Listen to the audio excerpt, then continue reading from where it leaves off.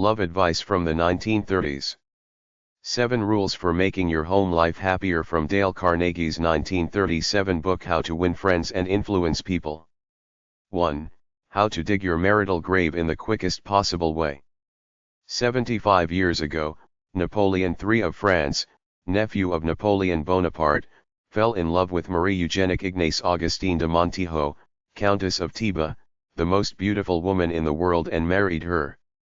His advisors pointed out that she was only the daughter of an insignificant Spanish count. But Napoleon retorted, "What of it?"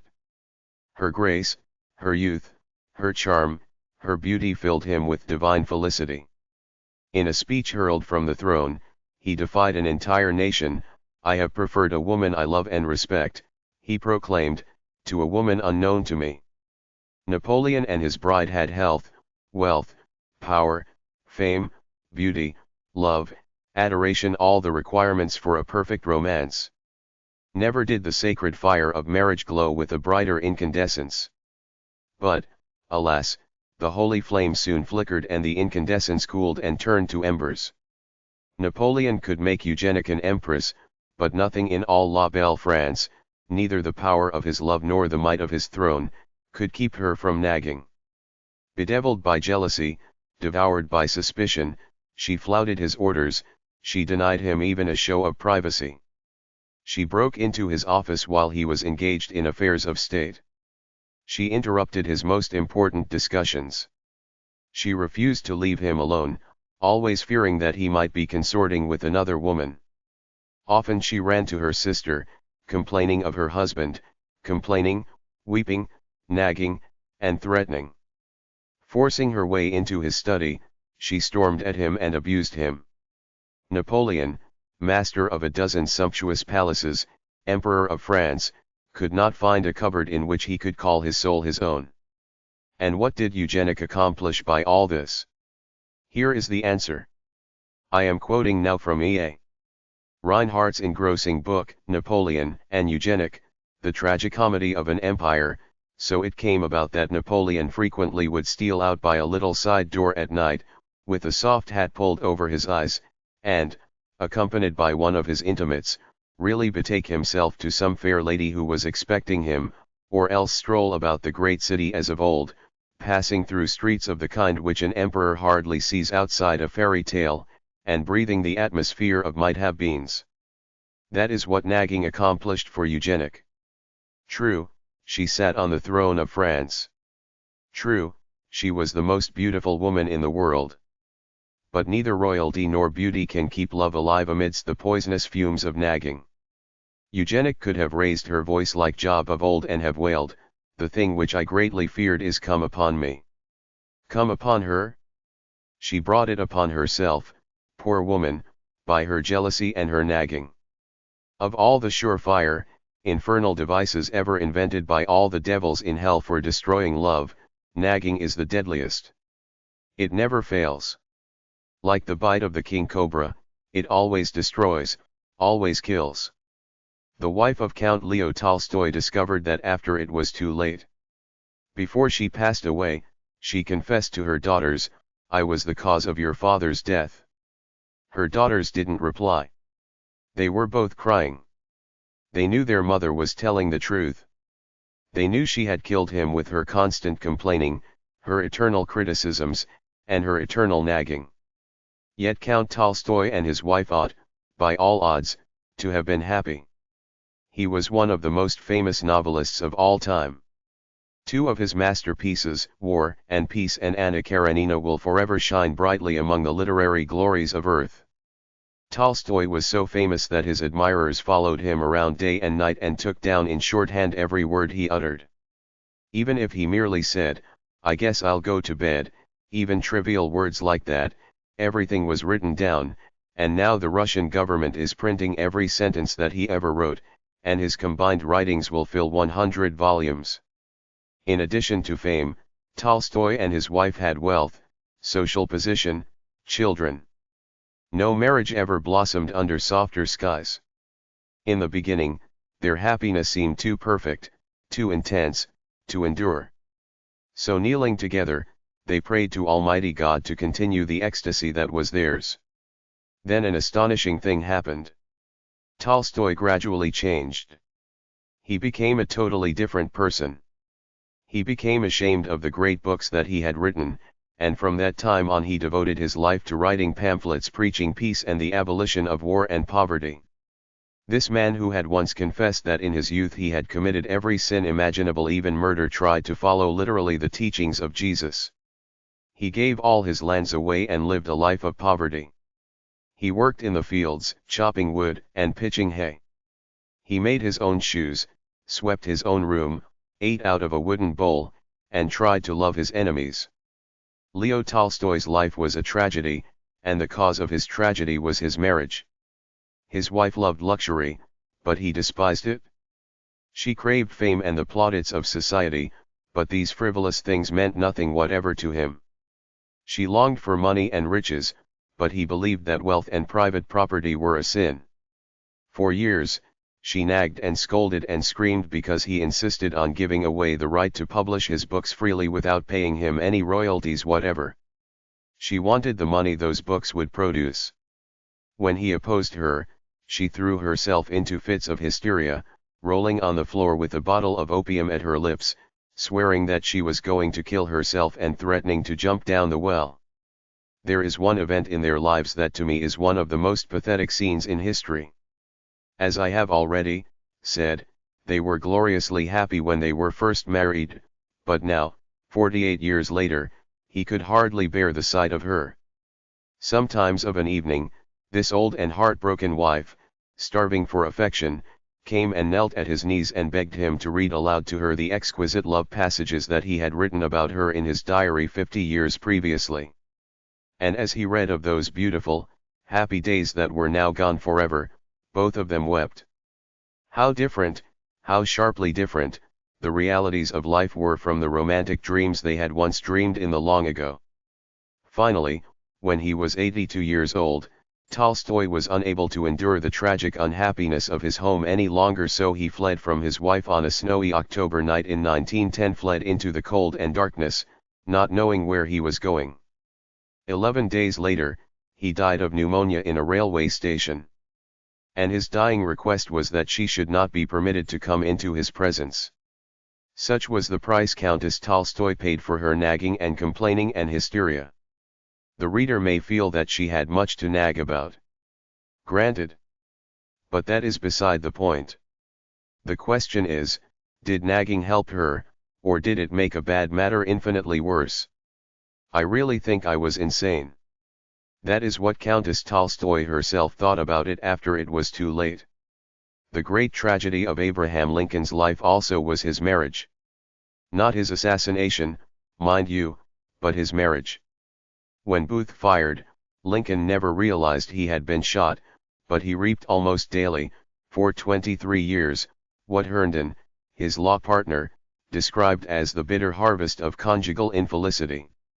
Conjugal infelicity. That is putting it mildly. For almost a quarter of a century, Mrs. Lincoln nagged and harassed the life out of him. She was always complaining, always criticizing her husband. Nothing about him was ever right. He was stoop-shouldered, he walked awkwardly and lifted his feet straight up and down like an Indian. She complained that there was no spring in his step, no grace to his movement, and she mimicked his gait and nagged at him to walk with his toes pointed down, as she had been taught at Madame Mentalie's boarding school in Lexington. She didn't like the way his huge ears stood out at right angles from his head.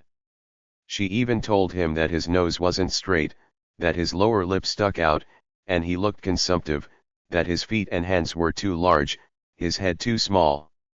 Abraham Lincoln and Mary Todd Lincoln were opposites in every way, in training, in background, in temperament, in tastes, in mental outlook.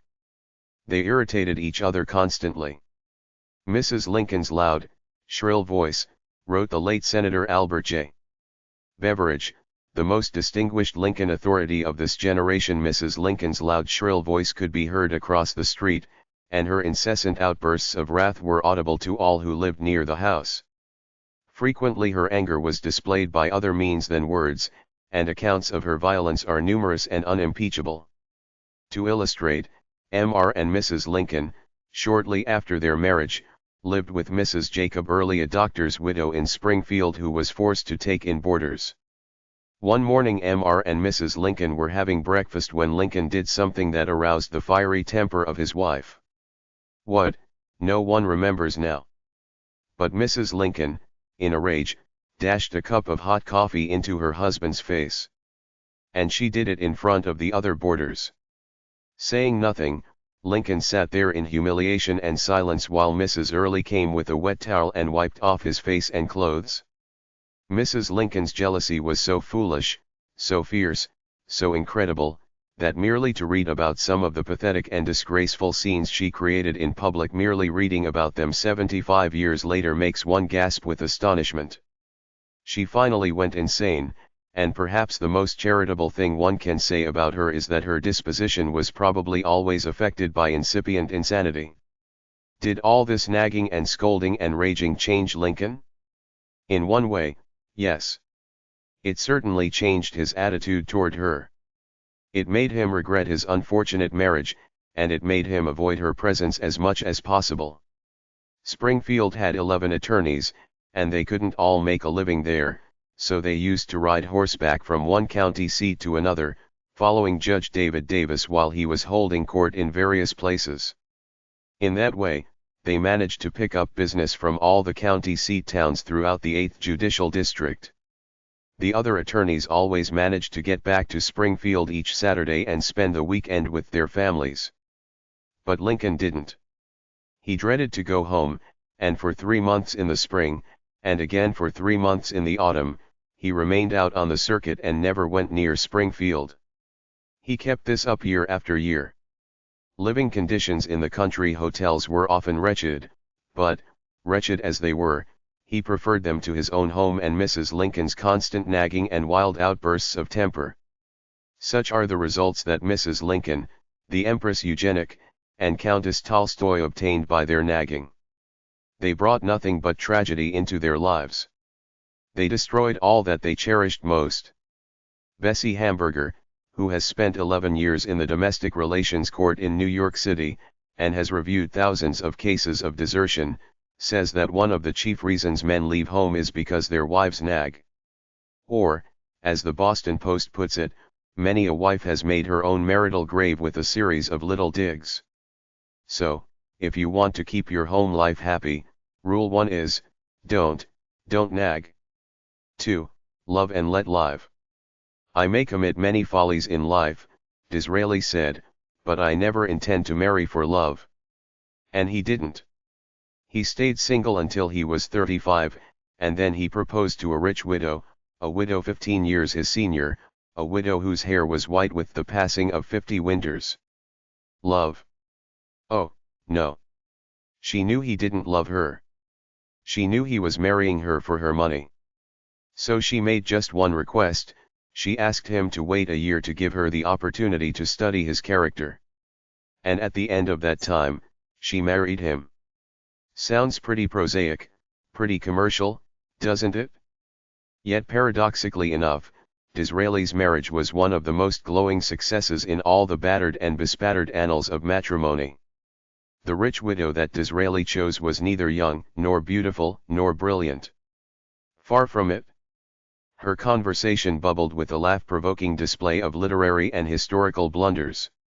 For example, she never knew which came first, the Greeks or the Romans. Her taste in clothes was bizarre, and her taste in house furnishings was fantastic. But she was a genius, a positive genius at the most important thing in marriage, the art of handling men. She didn't attempt to set up her intellect against Disraeli's. When he came home bored and exhausted after an afternoon of matching repartee with witty duchesses, Mary Ann's frivolous patter permitted him to relax. Home, to his increasing delight, was a place where he could ease into his mental slippers and bask in the warmth of Mary Ann's adoration. These hours he spent at home with his aging wife were the happiest of his life. She was his helpmate, his confidant, his advisor. Every night he hurried home from the House of Commons to tell her the day's news. And this is important. Whatever he undertook, Mary Ann simply did not believe he could fail. For 30 years, Mary Ann lived for Disraeli, and for him alone. Even her wealth she valued only because it made his life easier. In return, she was his heroine. He became an earl after she died, but, even while he was still a commoner, he persuaded Queen Victoria to elevate Mary Ann to the peerage. And so, in 1868, she was made Viscountess Beaconsfield. No matter how silly or scatterbrained she might appear in public, he never criticized her, he never uttered a word of reproach, and if anyone dared to ridicule her, he sprang to her defense with ferocious loyalty. Mary Ann wasn't perfect, yet for 3 decades she never tired of talking about her husband, praising him, admiring him. Result: "We have been married 30 years, Disraeli said, and I have never been bored by her." Yet some people thought because Mary Ann didn't know history, she must be stupid. For his part, Disraeli never made it any secret that Mary Ann was the most important thing in his life. Result: thanks to his kindness, Mary Ann used to tell their friends, "My life has been simply one long scene of happiness." Between them, they had a little joke. "You know," Disraeli would say, "I only married you for your money anyhow." And Mary Ann, smiling, would reply, "Yes, but if you had it to do over again, you'd marry me for love, wouldn't you?" And he admitted it was true. No, Mary Ann wasn't perfect. But Disraeli was wise enough to let her be herself. As Henry James put it, the first thing to learn in intercourse with others is non-interference with their own peculiar ways of being happy, provided those ways do not assume to interfere by violence with ours. That's important enough to repeat. The first thing to learn in intercourse with others is non-interference with their own peculiar ways of being happy. Or, as Leland Foster Wood in his book, Growing Together in the Family, has observed, success in marriage is much more than a matter of finding the right person, it is also a matter of being the right person. So, if you want your home life to be happy, Rule 2 is, don't try to make your partner over. 3. Do this and you'll be looking up the timetables to Reno. Disraeli's bitterest rival in public life was the great Gladstone. These two clashed on every debatable subject under the Empire, yet they had one thing in common, the supreme happiness of their private lives. William and Catherine Gladstone lived together for 59 years, almost 60 years glorified with an abiding devotion. I like to think of Gladstone, the most dignified of England's prime ministers, clasping his wife's hand and dancing around the hearthrug with her, singing this song, "A ragamuffin husband and a rant-appalling wife, will fiddle it and scrape it through the ups and downs of life." Gladstone, a formidable enemy in public, never criticized at home. When he came down to breakfast in the morning, only to discover that the rest of his family was still sleeping, he had a gentle way of registering his reproach. He raised his voice and filled the house with a mysterious chant that reminded the other members that England's busiest man was waiting downstairs for his breakfast, all alone. Diplomatic, considerate, he rigorously refrained from domestic criticism. And so, often, did Catherine the Great. Catherine ruled one of the largest empires the world has ever known. Over millions of her subjects she held the power of life and death. Politically, she was often a cruel tyrant, waging useless wars and sentencing scores of her enemies to be cut down by firing squads. Yet if the cook burned the meat, she said nothing. She smiled and ate it with a tolerance that the average American husband would do well to emulate.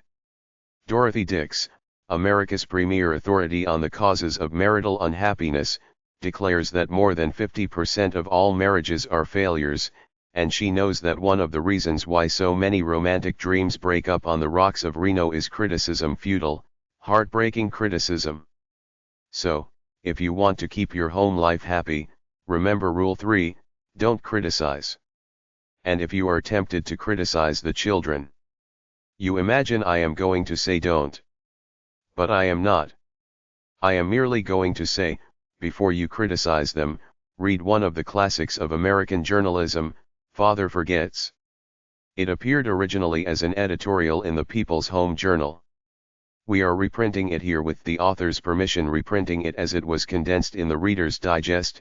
Father Forgets is one of those little pieces which, dashed off in a moment of sincere feeling, strikes an echoing chord in so many readers as to become a perennial reprint favorite. Since its first appearance, some 15 years ago, Father Forgets has been reproduced, writes the author, W. Livingston Larned, in hundreds of magazines and house organs, and in newspapers the country over. It has been reprinted almost as extensively in many foreign languages. I have given personal permission to thousands who wished to read it from school, church, and lecture platforms. It has been on the air on countless occasions and programs.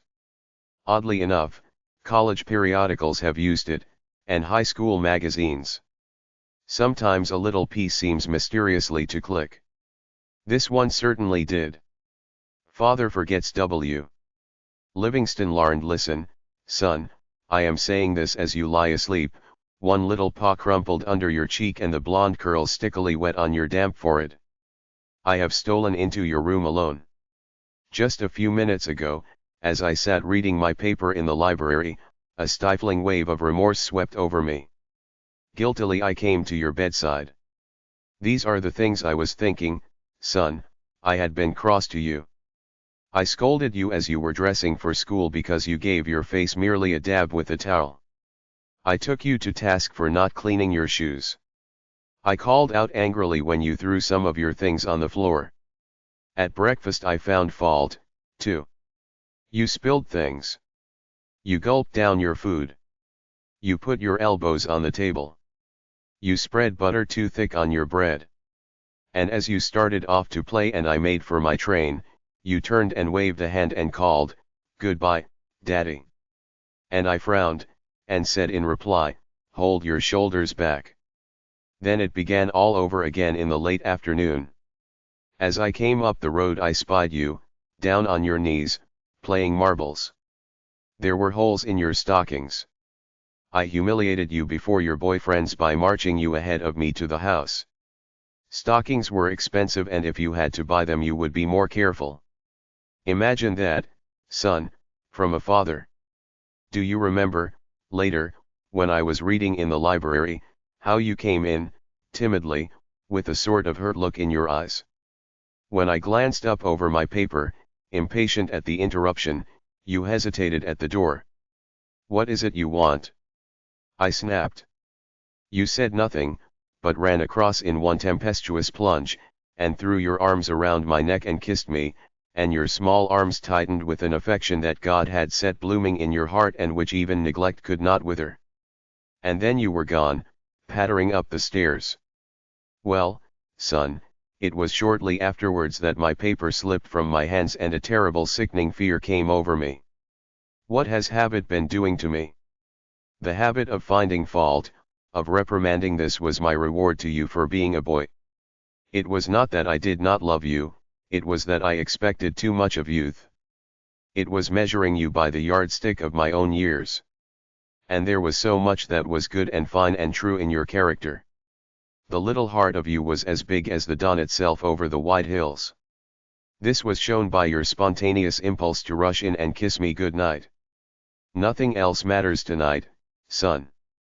I have come to your bedside in the darkness, and I have knelt there, ashamed. It is a feeble atonement. I know you would not understand these things if I told them to you during your waking hours. But tomorrow I will be a real daddy. I will chum with you, and suffer when you suffer, and laugh when you laugh. I will bite my tongue when impatient words come. I will keep saying as if it were a ritual, "He is nothing but a boy, a little boy." I am afraid I have visualized you as a man. Yet as I see you now, son, crumpled and weary in your cot, I see that you are still a baby. Yesterday you were in your mother's arms, your head on her shoulder. I have asked too much, too much. 4. A quick way to make everybody happy. Most men when seeking wives, says Paul Popenoe, director of the Institute of Family Relations in Los Angeles, are not looking for executives but for someone with allure and willingness to flatter their vanity and make them feel superior. Hence the woman office manager may be invited to luncheon, once. But she quite possibly dishes out warmed over remnants of her college courses on main currents in contemporary philosophy, and may even insist on paying her own bill. Result, she thereafter lunches alone. In contrast, the non-collegiate typist, when invited to luncheon, fixes an incandescent gaze on her escort and says yearningly, "Now tell me some more about yourself." Result, he tells the other fellows that she's no raving beauty, but I have never met a better talker. Men should express their appreciation of a woman's effort to look well and dress becomingly. All men forget, if they have ever realized it, how profoundly women are interested in clothes.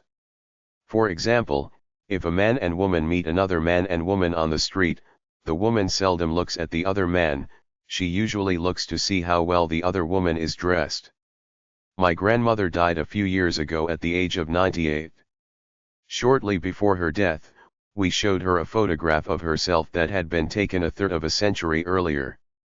Her failing eyes couldn't see the picture very well, and the only question she asked was, "What dress did I have on?" Think of it! An old woman in her last December, bedridden, weary with age as she lay within the shadow of the century mark, her memory fading so fast that she was no longer able to recognize even her own daughters, still interested in knowing what dress she had worn a third of a century before. I was at her bedside when she asked that question. It left an impression on me that will never fade. The men who are reading these lines can't remember what suits or shirts they wore 5 years ago, and they haven't the remotest desire to remember them. But women, they are different, and we American men ought to recognize it. French boys of the upper class are trained to express their admiration of a woman's frock and chapeau, not only once but many times during an evening. And 50 million Frenchmen can't be wrong. I have among my clippings a story that I know never happened, but it illustrates a truth, so I'll repeat it. According to this silly story, a farm woman, at the end of a heavy day's work, set before her menfolks a heaping pile of hay. And when they indignantly demanded whether she'd gone crazy, she replied, "Why, how did I know you'd notice? I been cooking for you men for the last 20 years, and in all that time I ain't heard no word to let me know you wasn't just eating hay." The pampered aristocrats of Moscow and St. Petersburg used to have better manners. In the Russia of the Tsars, it was the custom of the upper classes, when they had enjoyed a fine dinner, to insist on having the cook brought into the dining room to receive their congratulations. Why not have as much consideration for your wife? The next time the fried chicken is done to a tender turn, tell her so. Let her know that you appreciate the fact that you're not just eating hay. Or, as Texas Guinan used to say, give the little girl a great big hand. And while you're about it, don't be afraid to let her know how important she is to your happiness. Disraeli was as great a statesman as England ever produced, yet, as we've seen, he wasn't ashamed to let the world know how much he owed to the little woman. Just the other day, while perusing a magazine, I came across this. It's from an interview with Eddie Cantor. "I owe more to my wife," says Eddie Cantor, "than to anyone else in the world. She was my best pal as a boy, she helped me to go straight. And after we married she saved every dollar, and invested it, and reinvested it. She built up a fortune for me. We have 5 lovely children. And she's made a wonderful home for me always. If I've gotten anywhere, give her the credit." Out in Hollywood, where marriage is a risk that even Lloyds of London wouldn't take a gamble on, one of the few outstandingly happy marriages is that of the Warner Baxters. Mrs. Baxter, the former Winifred Bryson, gave up a brilliant stage career when she married. Yet her sacrifice has never been permitted to mar their happiness. She missed the applause of stage success, Warner Baxter says, "but I have tried to see that she is entirely aware of my applause. If a woman is to find happiness at all in her husband, she is to find it in his appreciation and devotion. If that appreciation and devotion is actual, there is the answer to his happiness also. There you are. So, if you want to keep your home life happy, one of the most important rules is Rule 4, Give honest appreciation. 5. They mean so much to a woman. From time immemorial, flowers have been considered the language of love. They don't cost much, especially in season, and often they're for sale on the street corners. Yet, considering the rarity with which the average husband takes home a bunch of daffodils, you might suppose them to be as expensive as orchids and as hard to come by as the edelweiss which flowers on the cloud-swept cliffs of the Alps. Why wait until your wife goes to the hospital to give her a few flowers?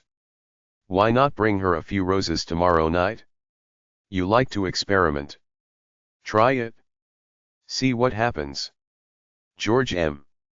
Cohan, busy as he was on Broadway, used to telephone his mother twice a day up to the time of her death. Do you suppose he had startling news for her each time? No, the meaning of little attentions is this: it shows the person you love that you are thinking of her, that you want to please her, and that her happiness and welfare are very dear, and very near, to your heart. Women attach a lot of importance to birthdays and anniversaries. Just why, will forever remain one of those feminine mysteries. The average man can blunder through life without memorizing many dates, but there are a few which are indispensable: 1492, 1776, the date of his wife's birthday, and the year and date of his own marriage. If need be, he can even get along without the first two but not the last.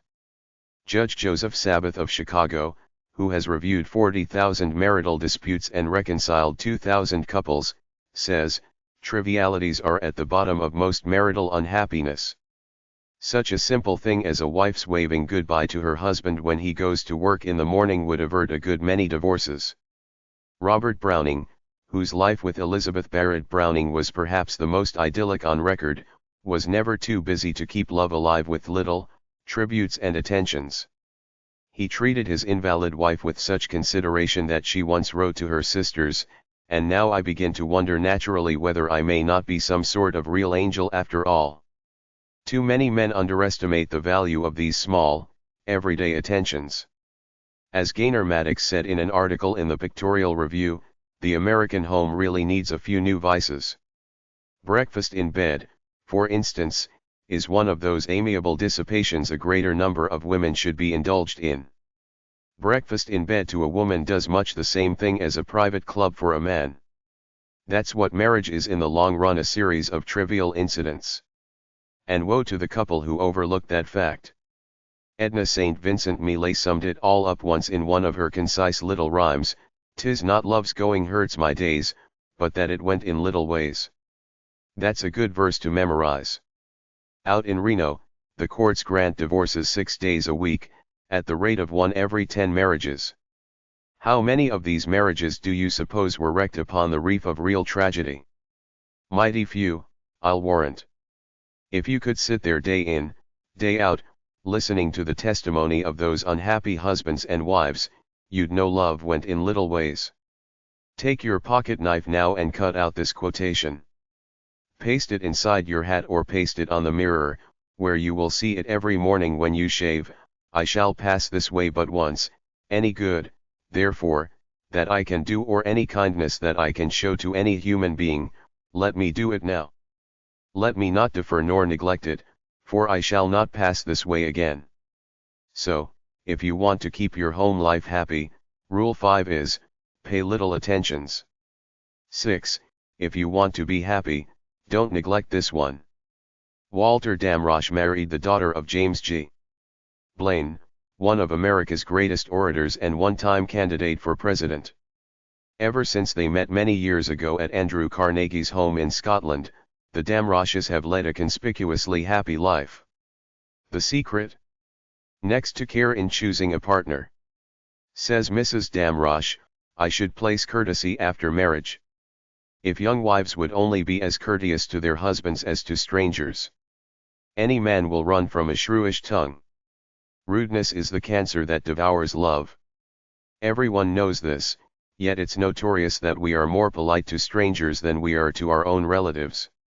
We wouldn't dream of interrupting strangers to say, "Good heavens, are you going to tell that old story again?" We wouldn't dream of opening our friend's mail without permission, or prying into their personal secrets. And it's only the members of our own family, those who are nearest and dearest to us, that we dare insult for their trivial faults. Again, to quote Dorothy Dix, it is an amazing but true thing that practically the only people who ever say mean, insulting, wounding things to us are those of our own households. Courtesy, says Henry Clay Risner, is that quality of heart that overlooks the broken gate and calls attention to the flowers in the yard beyond the gate. Courtesy is just as important to marriage as oil is to your motor. Oliver Wendell Holmes, the beloved autocrat of the breakfast table, was anything but an autocrat in his own home. In fact, he carried his consideration so far that when he felt melancholy and depressed, he tried to conceal his blues from the rest of his family. It was bad enough for him to have to bear them himself, he said, without inflicting them on the others as well. That is what Oliver Wendell Holmes did. But what about the average mortal? Things go wrong at the office, he loses a sale or gets called on the carpet by the boss. He develops a devastating headache or misses the 5:15, and he can hardly wait till he gets home to take it out on the family. In Holland you leave your shoes outside on the doorstep before you enter the house. By the Lord Harry, we could learn a lesson from the Dutch and shed our workaday troubles before we enter our homes. William James once wrote an essay called On a Certain Blindness in Human Beings. It would be worth a special trip to your nearest library to get that essay and read it. Now the blindness in human beings of which this discourse will treat, he wrote, is the blindness with which we all are afflicted in regard to the feelings of creatures and people different from ourselves. The blindness with which we all are afflicted.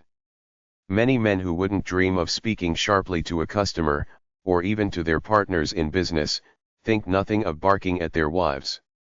Yet, for their personal happiness, marriage is far more important to them, far more vital, than business.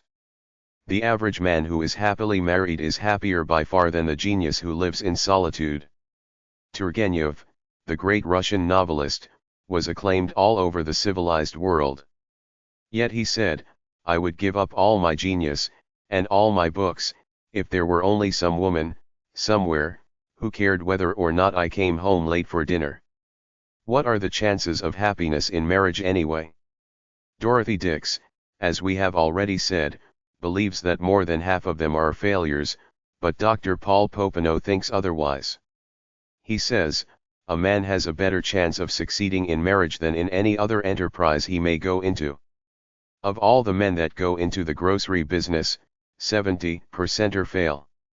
Of the men and women who enter matrimony, 70% succeed. Dorothy Dix sums the whole thing up like this: compared with marriage, she says, being born is a mere episode in our careers, and dying a trivial incident. No woman can ever understand why a man doesn't put forth the same effort to make his home a going concern as he does to make his business or profession a success. But, although to have a contented wife and a peaceful and happy home means more to a man than to make $1 million, not one man in 100 ever gives any real serious thought or makes any honest effort to make his marriage a success. He leaves the most important thing in his life to chance, and he wins out or loses, according to whether fortune is with him or not. Women can never understand why their husbands refuse to handle them diplomatically, when it would be money in their pockets to use the velvet glove instead of the strong arm method. Every man knows that he can jolly his wife into doing anything, and doing without anything. He knows that if he hands her a few cheap compliments about what a wonderful manager she is, and how she helps him, she will squeeze every nickel. Every man knows that if he tells his wife how beautiful and lovely she looks in her last year's dress, she wouldn't trade it for the latest Paris importation. Every man knows that he can kiss his wife's eyes shut until she will be blind as a bat, and that he has only to give her a warm smack on the lips to make her dumb as an oyster. And every wife knows that her husband knows these things about her, because she has furnished him with a complete diagram about how to work her. And she never knows whether to be mad at him or disgusted with him, because he would rather fight with her and pay for it in having to eat bad meals, and have his money wasted, and buy her new frocks and limousines and pearls, than to take the trouble to flatter her a little and treat her the way she is begging to be treated. So, if you want to keep your home life happy. Rule 6 is, be courteous. 7.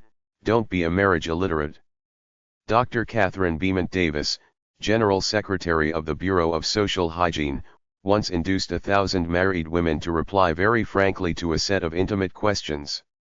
The result was shocking, an incredibly shocking comment upon the sexual unhappiness of the average American adult.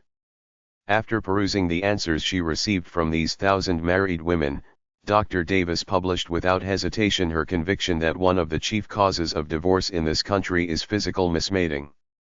Dr. G.V. Hamilton's survey verifies this finding. Dr. Hamilton spent 4 years studying the marriages of 100 men and 100 women. He asked these men and women individually something like 400 questions concerning their married lives, and discussed their problems exhaustively, so exhaustively that the whole investigation took 4 years. This work was considered so important sociologically that it was financed by a group of leading philanthropists. You can read the results of the experiment in What's Wrong with Marriage? By Dr. G.V. Hamilton and Kenneth McGowan. Well, what is wrong with marriage? It would take a very prejudiced and very reckless psychiatrist, says Dr. Hamilton, to say that most married friction doesn't find its source in sexual maladjustment. At any rate, the frictions which arise from other difficulties would be ignored in many, many cases if the sexual relation itself were satisfactory.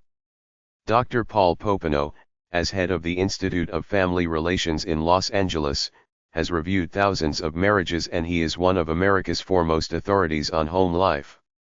According to Dr. Popenoe, failure in marriage is usually due to 4 causes. He lists them in this order.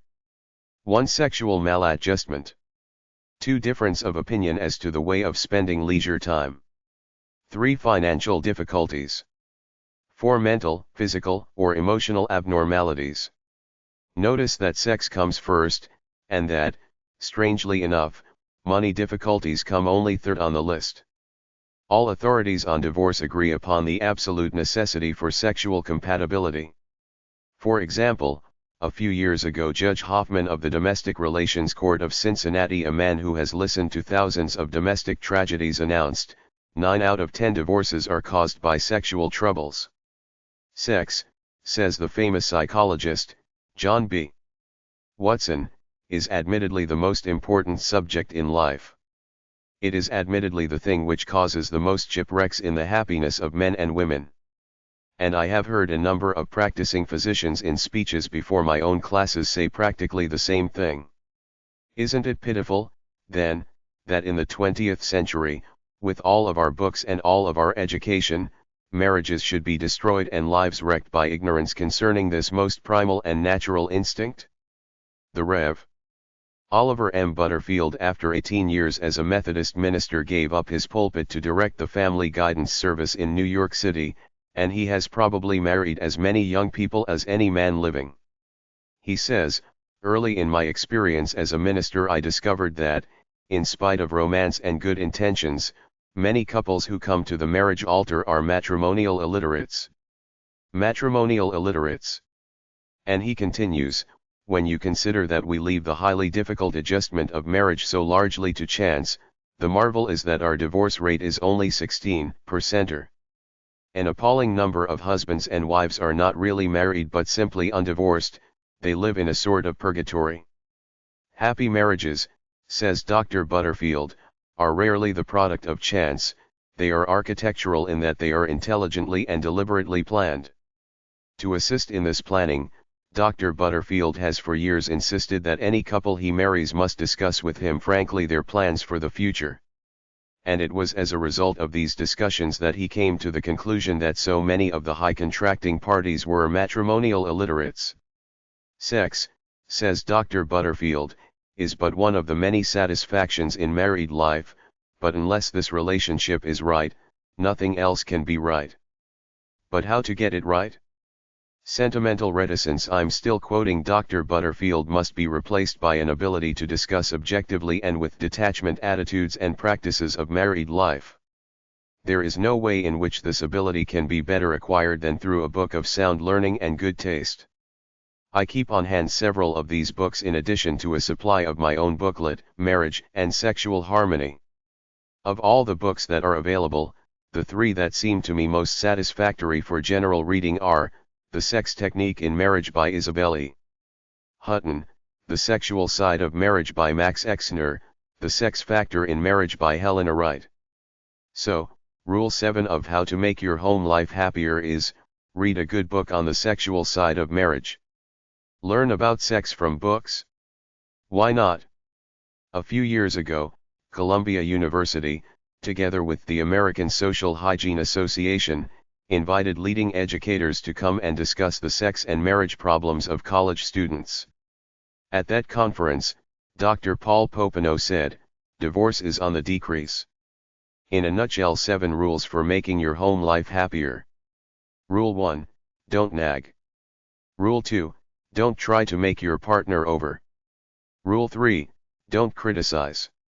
Rule 4, give honest appreciation. Rule 5, pay little attentions. Rule 6, be courteous. Rule 7, read a good book on the sexual side of marriage. June, 1933, American Magazine article by Emmett Crozier, Why Marriages Go Wrong. The following is a questionnaire reprinted from that article. You may find it worthwhile to answer these questions, giving yourself 10 points for each question you can answer in the affirmative. For husbands. 1. Do you still court your wife with an occasional gift of flowers, with remembrances of her birthday and wedding anniversary, or with some unexpected attention, some unlooked-for tenderness? 2. Are you careful never to criticize her before others? 3. Do you give her money to spend entirely as she chooses, above the household expenses? 4. Do you make an effort to understand her varying feminine moods and help her through periods of fatigue, nerves, and irritability? 5. Do you share at least half of your recreation hours with your wife? 6. Do you tactfully refrain from comparing your wife's cooking or housekeeping with that of your mother or of Bill Jones' wife, except to her advantage? 7. Do you take a definite interest in her intellectual life, her clubs and societies, the books she reads, her views on civic problems? 8. Can you let her dance with and receive friendly attentions from other men without making jealous remarks? 9. Do you keep alert for opportunities to praise her and express your admiration for her? 10. Do you thank her for the little jobs she does for you, such as sewing on a button, darning your socks, and sending your clothes to the cleaners? For wives. 1. Do you give your husband complete freedom in his business affairs, and do you refrain from criticizing his associates, his choice of a secretary, or the hours he keeps? 2. Do you try your best to make your home interesting and attractive? 3. Do you vary the household menu so that he never quite knows what to expect when he sits down to the table? 4. Do you have an intelligent grasp of your husband's business so you can discuss it with him helpfully? 5. Can you meet financial reverses bravely, cheerfully, without criticizing your husband for his mistakes or comparing him unfavorably with more successful men? 6. Do you make a special effort to get along amiably with his mother or other relatives? 7. Do you dress with an eye for your husband's likes and dislikes in color and style? 8. Do you compromise little differences of opinion in the interest of harmony? 9. Do you make an effort to learn games your husband likes, so you can share his leisure hours? 10. Do you keep track of the day's news, the new books, and new ideas, so you can hold your husband's intellectual interest?